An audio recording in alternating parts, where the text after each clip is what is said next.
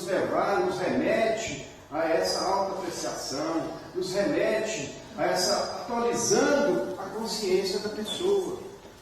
Como nos escreve brilhantemente Joana de Ângeles, num livro, felizmente, ele é bem fininho assim, porque cada página você tem que ficar quase um ano em cima dela ali, trabalhando, chama Ser Consciente, de Joana de Ângeles. É psicografado, obviamente, pelo nosso irmão, Divaldo Pereira Franco. O ser consciente, mas consciente de si mesmo, não é consciência do outro. Vamos saber se eu posso compreender meu próprio negócio, se eu tenho uma visão completa de minhas próprias potencialidades. Se eu não tenho uma visão completa, como que eu posso saber se o meu empreendimento, se aquilo que eu quero vai dar certo? Por isso é importante que nós nos atenhamos ao autoconhecimento, ao autodescobrimento e assim por diante. Pulando lá. A autoconfiança obedece. Outras interrogações lá aqui. Opa. Beleza. Você faz comigo, ela é muito certa a cabeça.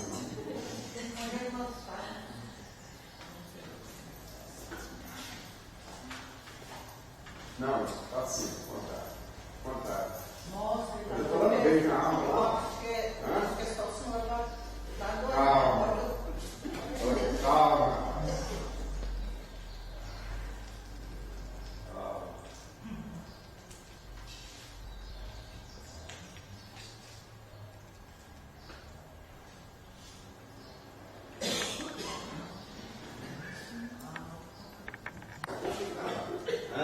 Poderíamos definir o homem como um ser capaz de quebrar paradigmas através de renovar-se permanentemente. Somos um inseto que, para crescer, tem que quebrar seu envoltório rígido. Todo mundo já ouviu a história da borboleta, que o outro foi lá e apressou o quebrar do casulo dela.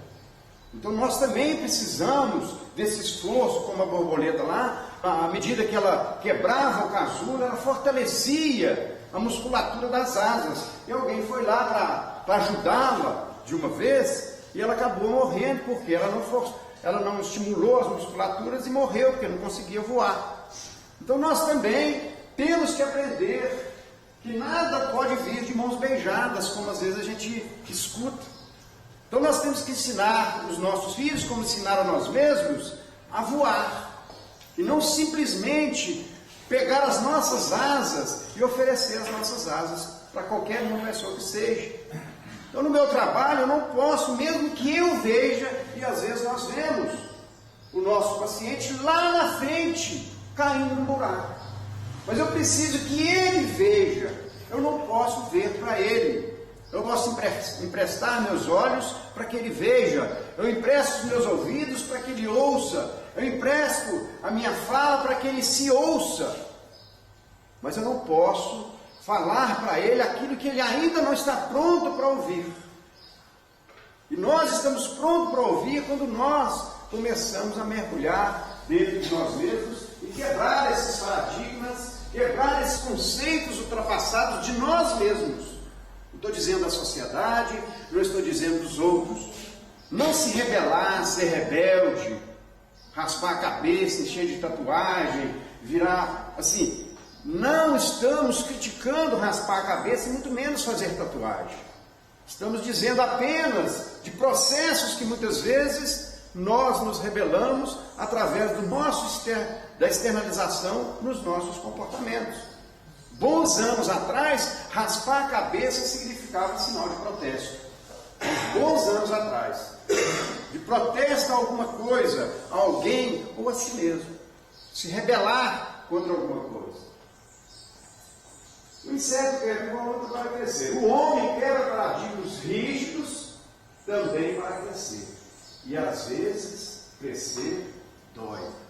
Aliás, às vezes não. Sempre, quando nós buscamos o crescimento, e esse crescimento dói, porque é largar muitos conceitos, é deixar muitas coisas, sair da porta larga e tentar caminhar na porta estreita. Sim, crescer dói, romper crenças vezes doloroso, porque significa sair da nossa zona de conforto. Zona de conforto. E ir em busca do desconhecido. Mas fazer isso nos torna tão mais maduros e livres, que vale a pena experimentar e estar sempre disposto a rever nossas verdades, nossas crenças, nossos paradigmas. Não apenas sobre nossa capacidade de mudar o nosso corpo pelo emagrecimento, mas sobre nossa própria forma de vermos os valores como o amor, a beleza, a amizade, a família, o dinheiro, a saúde, a carreira. Sempre há maneiras novas de vermos o mundo que nos rodeia. E basta que estejamos abertos à mudança. É um exemplo diário. Vai tentar? Vai tentar? Eu tenho tentado e só me fez bem. Tentar mudar conceitos, paradigmas, mudar opiniões, ideias. Mudar essas ideias dentro de nós. Quais são as suas verdades? Quais são as nossas verdades? Busqueis a verdade e ela vos libertará. Essas palavras são de Jesus, o maior instrutor e psicólogo, psicoterapeuta que já existiu. Ele tratava da alma humana, né? E vale até o dia de hoje. Somente o autoconhecimento, o entrar em contato com as verdades da nossa vida. Busqueis a verdade e ela vos libertará. A verdade não está no Evangelho, a verdade não está lá no professor, a verdade não está lá no psicólogo, né? Eles podem ser caminhos, mas não a verdade. Né? Eles podem ser o caminho, mas a verdade está dentro de cada um de nós. Por isso, conheça-te a ti mesmo, muito bem exemplificado lá na Reforma Íntima do Livro dos Espíritos, na pergunta 919, A e B. O que devemos fazer para evitar o arrastamento ao mal? Os Espíritos sabiamente nos responderam: um sábio da antiguidade vos disse, conheça-te a ti mesmo. Não muito satisfeito com essa resposta, que parece não dizer muita coisa, Santo Agostinho, o santo da Igreja Católica, discorre uma página e meia como ele fez, não como nós devemos fazer, mas ele colocou como ele fez para se conhecer. Só uma frase que está lá. Ele agradece até os inimigos na resposta dele. Ele fala da importância dos inimigos no crescimento dele, no despertamento e no autoconhecimento dele. Todas as noites eu passava minha consciência em revista para ver aquilo que eu tinha feito de bom, para que eu ampliasse e tentasse domar ou não repetir aquilo que eu tinha feito de mal naquele dia. E nós às vezes passamos o ano, 2 anos, 10 anos, 20 anos, 50 anos, sem fazer pequena reflexão a respeito do que nós estamos fazendo com as nossas vidas. Exemplos. Vamos lá nos exemplos, né? Por quê? Somente o autoconhecimento nos liberta de crenças, vagas, frustrações. A verdade me fez ver que não fui vítima do meu relacionamento fracassado. Aí vem uma questão interessante, que às vezes nós chamamos de vitimismo. As pessoas que têm o hábito de achar que é vítima das circunstâncias, da vida, da família, do Estado, de tudo. Somos vítimas da esposa, vítimas do marido, vítimas dos filhos, pessoa vítima. Aí nós denominamos uma coisa chamada síndrome de vitimismo. Fui cúmplice na medida em que, mesmo sabendo que ele era absolutamente diferente a mim, em quase tudo, e tinha valores completamente diferentes dos meus, coloquei meu medo de ficar só, à frente de todas as minhas demais necessidades. Paguei para ver e vi. Saí do papel de vítima e passar para o papel de cúmplice. Me traz responsabilidade. Quando eu saio do vitimismo e digo, eu também partilhei, eu também sou responsável. Quantas vezes nós ouvimos assim, numa separação, Todos dois achar que a culpa foi do outro e nunca da gente. Não estou dizendo a palavra culpa. Essa palavra eu acho ela muito pesada, ela é muito cheia de arquétipos, ela é muito cheia de pressões, mas é responsabilidade. Se eu vivo com uma pessoa 5 anos, 10 anos e acaba desfazendo, porque a palavra fracasso também fomos nós que criamos. Nós que criamos a palavra fracasso. Então, é algo que nós temos que aprender a refazer esta palavra fracasso. Um dia ouvindo uma entrevista, né, com um ator aí já bem conceituado, já aí com mais de seus 60 anos, a repórter disse assim para ele: você fracassou em 3 casamentos. Ele olhou para ela e falou assim: quem disse que eu fracassei? Então a visão que nós temos externa é porque o casamento acabou porque foi fracasso. Ele disse: jamais, os 3 casamentos que eu tive, eu sou amicíssimo das minhas 3 ex-mulheres.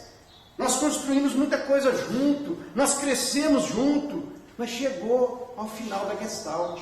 Ele não disse essa palavra, eu que estou dizendo. Chegou ao final do ciclo. Aquele ciclo que era daquele período que nós vivenciamos junto com o outro.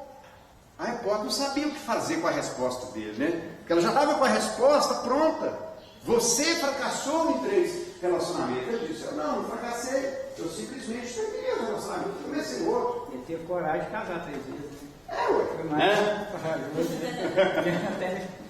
Mas eu costumo dizer que casar é muito bom. Não, estou dizendo que a dificuldade é ficar casado. Manter-se casado. Na atualidade, ninguém tem nem essa responsabilidade. Então, assim, gente, depois volta. A verdade me fez ver que sou igualzinho ao meu pai. Isso a gente, às vezes, trabalha muito dentro do nosso trabalho, né, dentro do consultório, de pedir ao paciente que faça uma lista daquilo que ele puxou do pai e daquilo que ele puxou da mãe. Ou seja, que ele herdou, melhor dizendo, né? E tentar trabalhar aquilo que ele não gosta do pai e que também é dele. Aquilo que ele não gosta da mãe, que também é dele. O que ele está fazendo? Ele está quebrando paradigmas. Ele está mudando. Porque se eu não gosto disso no meu pai, por que eu vou continuar com isso? Que é o que uma colega nossa de profissão escreveu sobre autossabotagem. Por que repetimos condutas e relacionamentos que nos fazem sofrer e destroem as nossas vidas? Nós muitas vezes repetimos. Vamos herdando dos nossos pais, que herdaram dos nossos avós, que herdaram dos nossos bisavós e assim por diante, para que os nossos filhos não herdem de nós os nossos erros.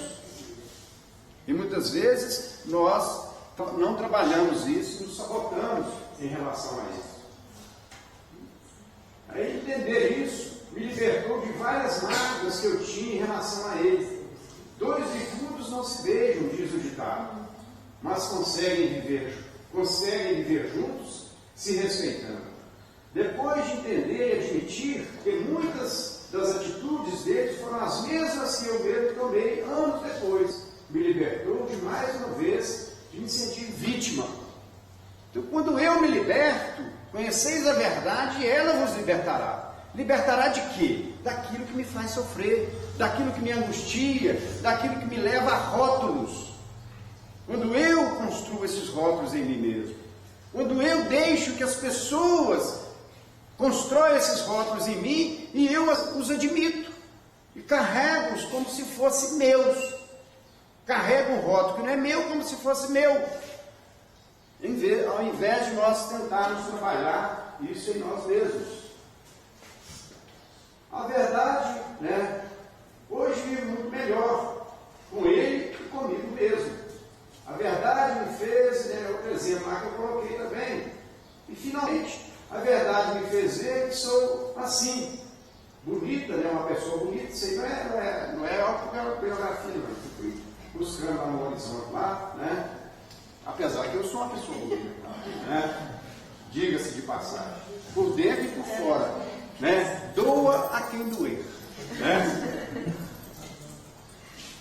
Às vezes eu falo assim, a gente falando aí, eu falo assim, esse belo corpo que vos falo. Só para escutar um pouco de gargalhada, né?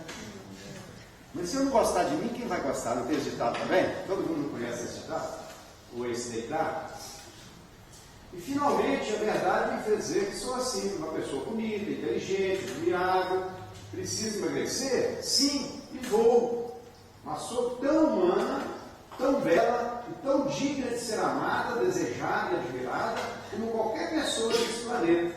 A verdade me fez ver além do espelho me mostra e me fez muito mais livre. O restinho. Só para a gente encerrar isso. Tá? E você? Né? Quais são as suas verdades? Quais são as nossas verdades? A nossa não, a minha verdade. A minha de cada um de nós. Ou, né? Não precisa mostrar, ou seja, não precisa dizer. Pelo menos aqui agora, para nós não, mas para si mesmo.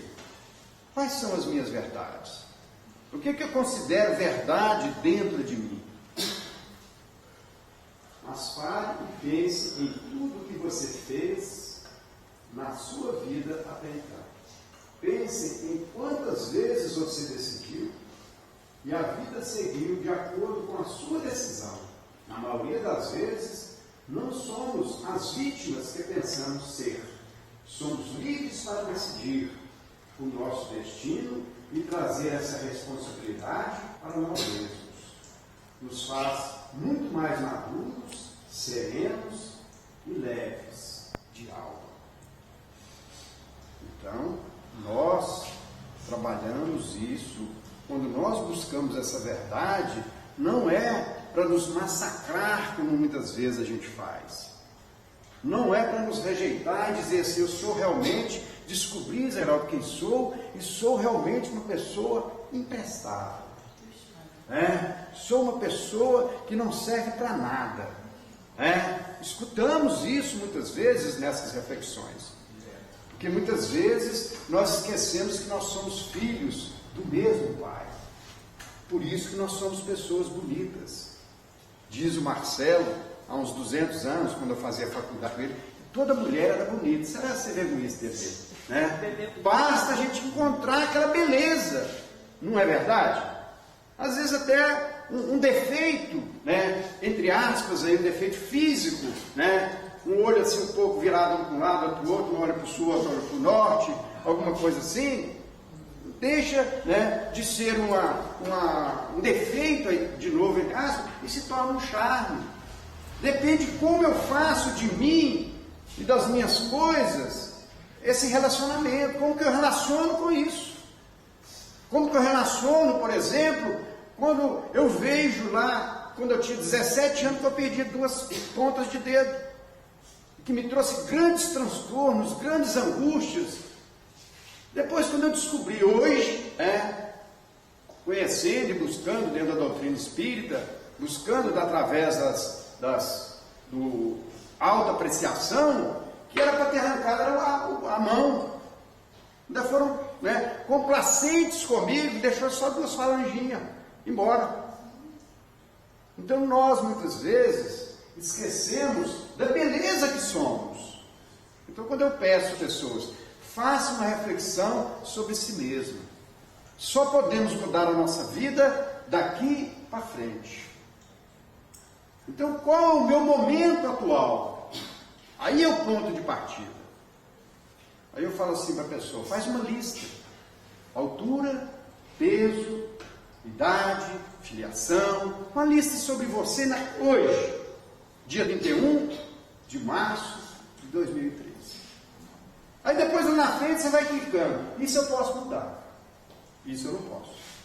Eu posso mudar o meu peso, posso engordar, posso emagrecer, posso mudar o meu salário, posso mudar isso, posso mudar aquilo. Tem coisas que nós não podemos mudar. Mas se eu pegar o meu Zé Geraldo atual, escrever ali todas as características internas, externas, falei sobre essas, mas e a minha ansiedade, um exemplo assim? embora para me morrer de repente eu gasto 3 meses, né? Porque eu sou muito ansioso. Mas, o que eu posso mudar nessa ansiedade? O que eu posso mudar nesse orgulho que eu carrego comigo, que está me destruindo? O que eu posso mudar nesse ciúme exagerado que eu tenho das outras pessoas? Eu posso fazer muita coisa quando eu sou sincero com essa prescrição que eu estou fazendo de mim, com esse diagnóstico que eu estou levantando de mim mesmo, para que eu possa fazer um bom prognóstico. Diagnóstico é tudo aquilo que nós sabemos de nós hoje, e o prognóstico é o tratamento para a gente melhorar. Quando eu faço um bom diagnóstico, eu tenho um bom prognóstico. Quando eu faço um péssimo diagnóstico, seja de mim ou de outro, eu também não vou ter um prognóstico muito acertado. Então é isso que nós temos que, ao longo da nossa vida, começarmos a trabalhar. Quebrar paradigmas. Não sou neurótico. Não sou neurótico? Ou será que sou? Às vezes. Quando nós observamos, vou citar um exemplo interessante. Ele é pessoal, mas vai assim mesmo. Não é pessoal, não é meu, mas é uma pessoa próxima de mim. Um sobrinho que teve uma dificuldade aos 16, 17 anos, por uma influência espiritual, ele cortou os 2 pulsos e agarrou. E eu fiquei sabendo disso em Deuslândia, onde eu estou lá há 15 anos. E fui várias vezes a Minas Gerais para trabalhar isso, e hoje ele é um bom advogado. Tá? E hoje eu vejo a mãe dele, que coincidentemente é minha irmã, fazer observações a respeito dele. Meu irmão, ele não melhorou. Às vezes ele faz isso, às vezes ele faz aquilo. Eu falei assim, será que a doença está nele ou em você? Porque se a gente for observar, cada pessoa tem uma maneira, às vezes, de beber água, de tomar água, de tomar café, de levantar, de escovar os dentes. Cada pessoa tem uma maneira de fazer determinadas coisas. Às vezes até na hora de almoçar, uma mistura a comida toda, uma come a comida toda separada. Agora, se a gente começar a observar e descobrir que aquela conduta não é igual à minha, a gente vai falar assim, nossa, ele é neurótico. Ele não é muito certo a cabeça, não. Só porque ele tem um comportamento diferenciado do meu comportamento, da minha maneira de ver as coisas. Então, quando nós trabalhamos a nós mesmos, nós vamos descobrir que cada um tem uma maneira de ver a si mesmo, de enxergar a si mesmo. Porque quando eu olho no espelho, vai refletir lá o Zé Geraldo, mas se for outra pessoa que estiver ali, vai ser outra pessoa. Como nos escreve brilhantemente o juiz Bill, no primeiro livro que nós escrevemos sobre o alcoolismo, eu coloquei esse poema chamado O Homem no Espelho. É um poema longo, eu não sei ele de cor, mas fala mais ou menos assim. Vá até o espelho e olhe o que aquela pessoa tem a dizer. Aquela pessoa que a gente olha no espelho somos nós mesmos. Porque não é da sua mãe, do seu pai e tudo que deve vir o veredito a seu respeito. Não adianta as pessoas bater no seu ombro e dizer que você é um cara sensacional, é um cara bom. Aí já lá no final do poema ele escreve, se você olhar no espelho e aquela pessoa que estiver lá refletindo no espelho dizer que você é apenas uma bela porcaria. Ou seja, os outros dizem um monte de coisa a seu respeito. Mas o que você diz a seu respeito? O que Jesus nos sugere num dos 3 mandamentos dele? 3 na visão de Joana de Ângeles. Primeiro, amar a Deus sobre todas as coisas. Segundo, amar ao próximo. E o terceiro, esse que nós já falamos dele aqui, amar a si mesmo. Será que nós nos amamos? Ouço as pessoas dizerem assim, o dia que minha vida melhorar, eu vou me amar. Eu falo assim, você nunca vai melhorar. que nós só tentamos melhorar e ajudar aquilo que nós amamos. Eu só vou me amar, Zé Geraldo, o dia que eu emagrecer. Eu só vou me amar o dia que eu deixar de usar droga. Eu só vou me amar o dia que eu deixar a compulsão do vício, do álcool, do fumo, etc. e tal. Aí eu digo assim, vamos fazer o inverso. Vamos começar a amar essa pessoa, que através do amor nós podemos romper com esse vício. Então, o amor, ele deve ser a causa da nossa mudança, e não a consequência.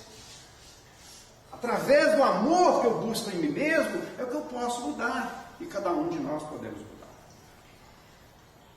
Então vamos, deixar agora para frente, um pouco mais aberto as perguntas, alguma complementação, alguma discordância, que é ótimo quando nós discordamos, porque ninguém tem a verdade, ninguém é dono da verdade.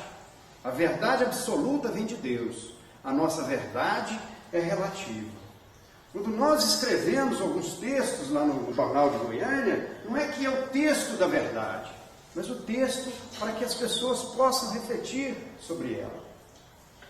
Aí está o partilhamento, quando nós compartilhamos um pouco do pouco que sabemos. Todos nós devemos buscar esse compartilhamento.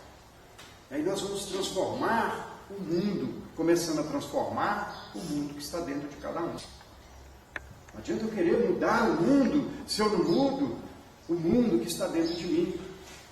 Daquela pessoa que reflete no espelho, como nos coloca o juiz viu. Alguém se habilita a fazer uma pergunta? De paradigmas naturais. No início, paradigmas naturais da natureza. Como tem lá um exemplo, que antes a gente pensava que o Sol girava